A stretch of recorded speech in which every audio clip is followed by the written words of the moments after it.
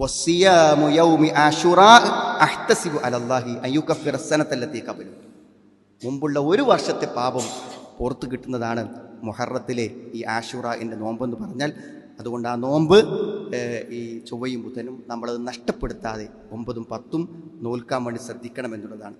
അതിൻ്റെ ഒരു പ്രാധാന്യമെന്ന് പറഞ്ഞാൽ നബി സ്വല്ലല്ലാഹു അലൈഹി വസല്ലം റമളാനിലേത് കഴിഞ്ഞാൽ ഏറ്റവും അധികം പ്രാധാന്യത്തോടുകൂടെ പ്രതിഫലം ഏറ്റവും അധികം ലഭിക്കുമെന്ന് പറഞ്ഞിട്ടുള്ള യതഹറ സിയാമ യൗമിൻ, അന്നത്തെ നോമ്പിനൊരു പ്രത്യേകമായൊരു പ്രാധാന്യം നബി സ്വല്ലല്ലാഹു അലൈഹി വസല്ലം കൽപ്പിച്ചിരുന്നു എന്നാണ്.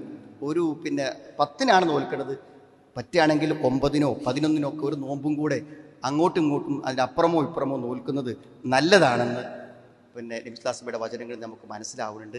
പൊതുവേ ഇതിൻ്റെ ഒരു കാരണം നമ്മളെല്ലാവർക്കും അറിയുന്നതാണ്. അതായത് മൂസാ നബി അലൈഹി സ്വലാമിനെ രക്ഷപ്പെടുത്തുകയും ഫിറൗനെ മുക്കിക്കൊല്ലുകയും ചെയ്ത ദിവസമാണത്.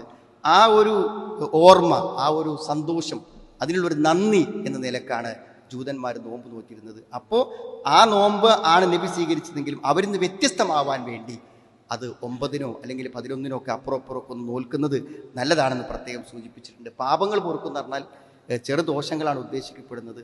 നമ്മുടെ പാപങ്ങൾ ഏതായിരുന്നാലും അത് പുറത്തു കിട്ടാനും വലിയ പ്രതിഫലം കിട്ടാനുമുള്ള ഒരു സന്ദർഭം എന്ന നിലയ്ക്ക് ആ നോമ്പ് നഷ്ടപ്പെടാതെ നോൽക്കാൻ നമ്മളെല്ലാവരും ശ്രദ്ധിക്കണം.